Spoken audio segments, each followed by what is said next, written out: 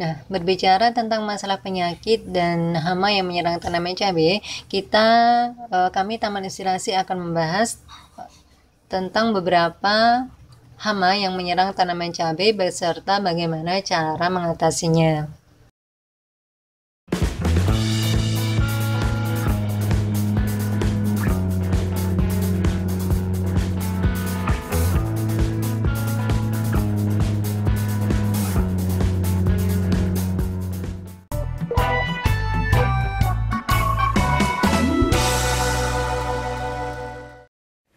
Bismillahirrahmanirrahim. Assalamualaikum warahmatullahi wabarakatuh. Sobat Taman Inspirasi, bertanam tanaman cabai itu gampang susah. Tapi bagaimanapun itu tentunya semua harus kita lalui. Sulitnya kita dalam merawat tanaman cabai itu karena memang yang namanya tanaman cabai ataupun yang apa saja itu pasti terserang yang namanya hama dan penyakit. Tapi teman-teman, dengan adanya hama dan penyakit itu tentu akan menambah kita ilmu, wawasan dan juga pengalaman kita dalam merawat tanaman cabai agar kita dalam merawat itu berhasil dan berbuah lebat. Pada akhirnya nanti kita akan puas jika harga cabainya itu mencapai harga yang tinggi. Nah, di situ kita akan memiliki kepuasan tersendiri bagaimana rasanya merawat tanaman cabai.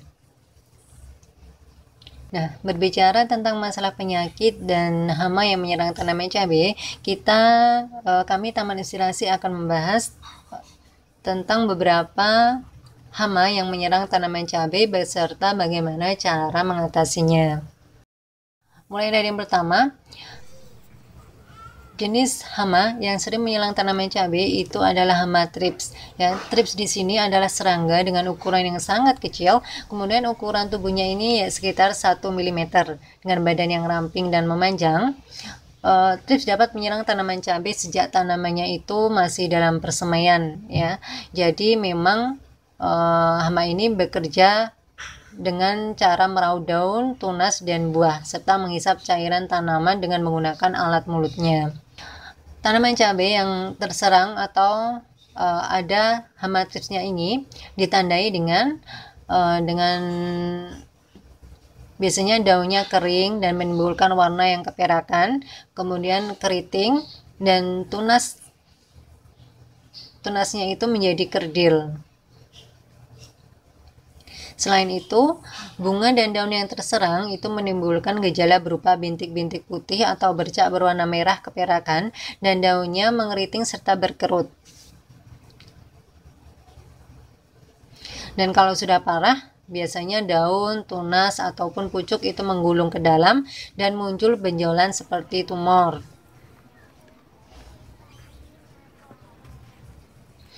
Pertumbuhan tanamannya itu biasanya terhambat dan kerdil, bahkan pucuknya itu terkadang menjadi mati.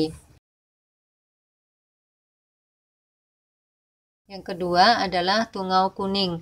Tungau kuning ini juga serangga yang berukuran kecil dan besarnya juga hampir sama dengan thrips ya, tapi bentuknya sedikit berbeda. Cara kerjanya sama. Tungau kuning ini menghisap cairan ya dari tanaman sehingga tanaman menjadi rusak. Nah, biasanya itu yang ditimbulkan itu ciri-cirinya terjadi perubahan warna daun menjadi tembaga atau kecoklatan. Kemudian daunnya terpuntir, menyusut serta keriting. Kemudian tunas dan bunganya juga banyak yang gugur.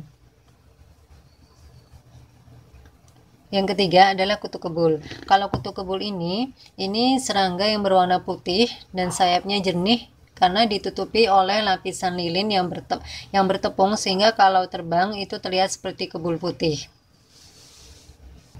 Nah, kalau kutu kebul atau kutu putih ini sudah dalam jumlah yang banyak, ini pasti akan menghambat pertumbuhan tanaman cabai.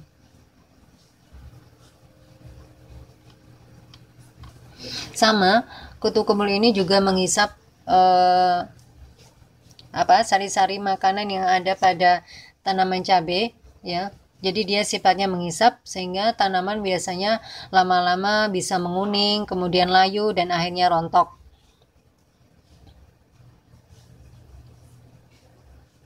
Bahkan dalam populasi yang banyak, ini tanaman cabai yang diserang kutu kebul ini bisa mengakibatkan tanaman cabai kita mati.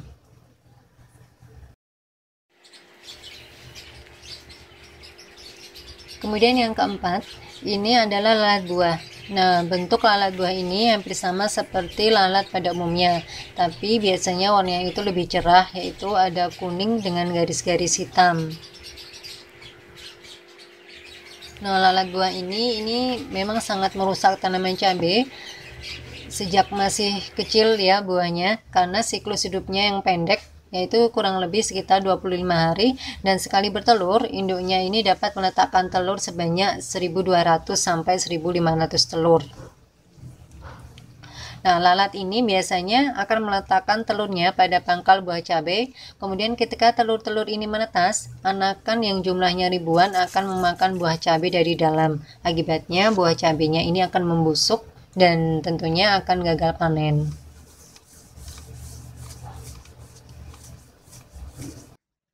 Ciri tanaman cabai yang sudah terserang lalat buah itu biasanya buahnya itu mulai dari awal sudah ada bintik-bintik coklat yang awalnya itu 1 titik, kemudian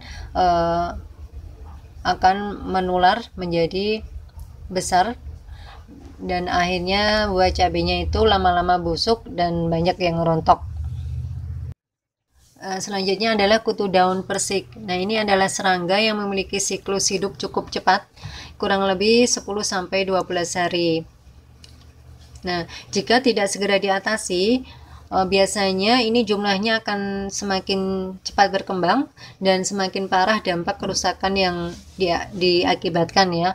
Kerusakan yang dilakukan oleh kutu daun persik ini terhadap tanaman cabai hampir sama dengan serangan trips dan tungau kuning ya, yaitu dengan menyerap cairan dari tanaman sehingga tanaman tumbuh menjadi tidak normal.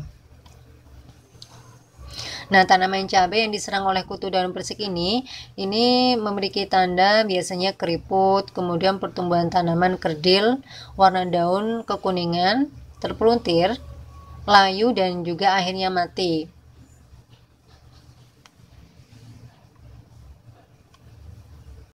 Itu tadi adalah beberapa jenis serangga yang menyerang tanaman cabai. Lalu bagaimana cara kita mengatasi tanaman cabai kita dari serangga-serangga tadi ya? Yang pertama yang perlu kita lakukan adalah memberi jarak ya pada setiap tanaman cabai kita. Atau kalau memang tanaman cabai teman-teman ada yang sudah terserang ya, baik itu yang masih sedikit ataupun yang sudah parah ya, bila itu masih di pot, bila kita menanamnya di pot, kita bisa langsung memisahkannya dengan jarak yang agak jauh dari tanaman-tanaman lain agar tanaman lain tidak tertular oleh serangga-serangga tadi ya. Yang kedua, kita bisa melakukan pemberantasan hama dengan cara manual, yakni bila yang sudah terlihat parah itu langsung saja kita pangkas, kita ambil, dan langsung tadi yang terserah potongan tadi yang sudah kita pangkas langsung kita buang jauh-jauh atau langsung kita bakar ya, untuk memutus mata rantai dari serangga atau hama yang menyerang tanaman cabai tadi.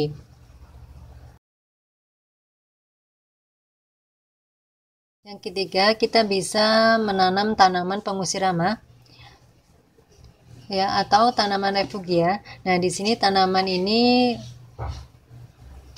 adalah tanaman yang biasanya bunga-bungaan yang berpotensi sebagai tempat perlindungan atau sumber pakan bagi serangga musuh alami, baik itu predator ataupun pemangsa parasitoid.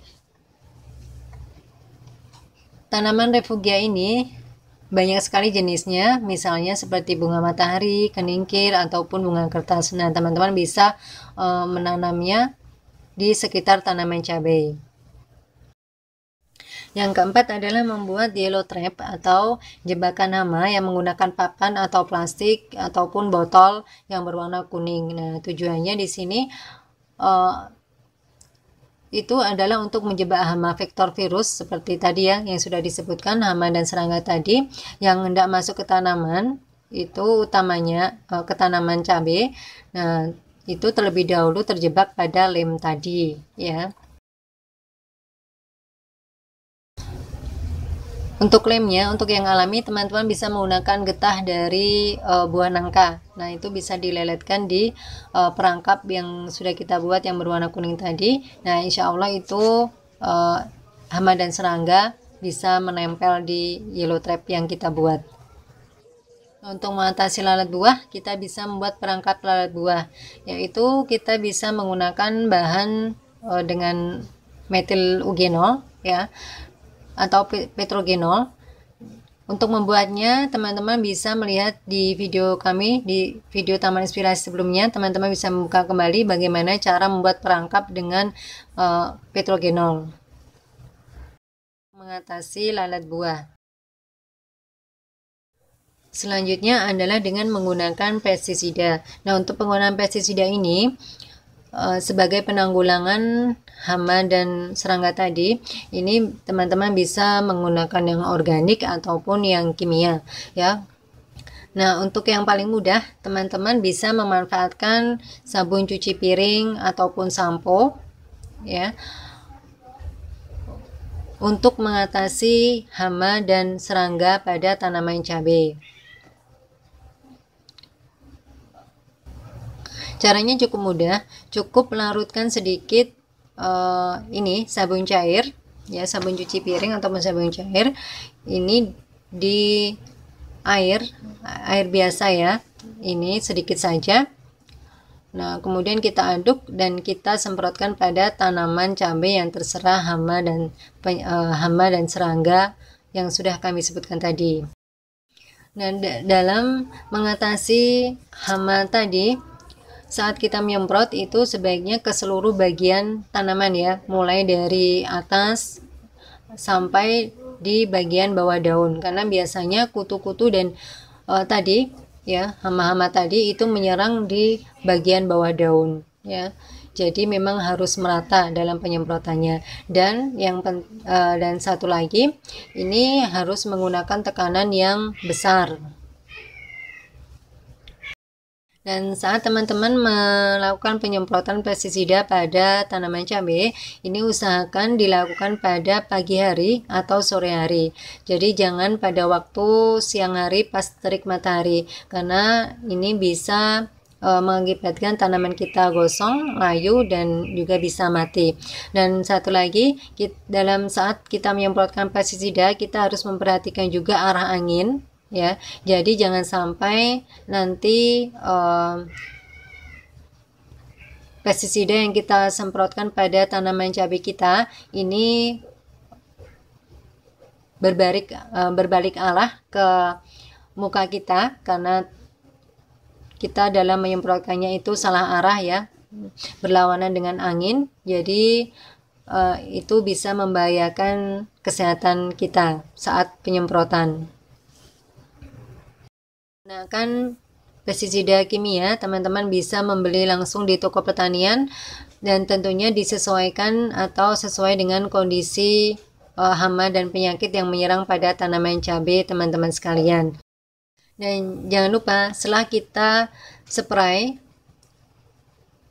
tanaman cabai kita dengan pestisida, itu sebaiknya setelah terlihat tanamannya itu banyak yang sudah mati dan perkembangannya sudah bagus, teman-teman bisa menyemprotnya dengan air bersih untuk menghilangkan residu pestisida dan juga residu dari hama ataupun serangga yang masih menempel pada tanaman cabai kita, agar lebih aman untuk kita konsumsi.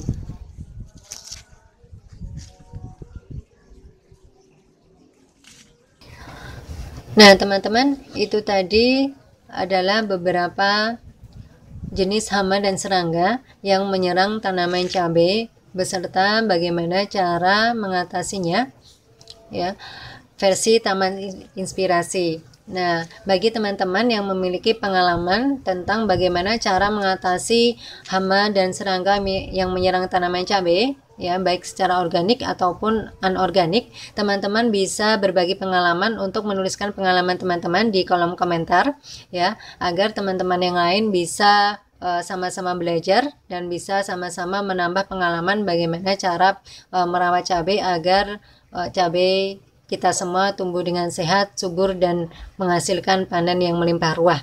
Nah, semoga sajian tadi bermanfaat. Kami mohon maaf jika dalam tutur kata dan penyajian video ada yang kurang berkenan di hati rekan sekalian.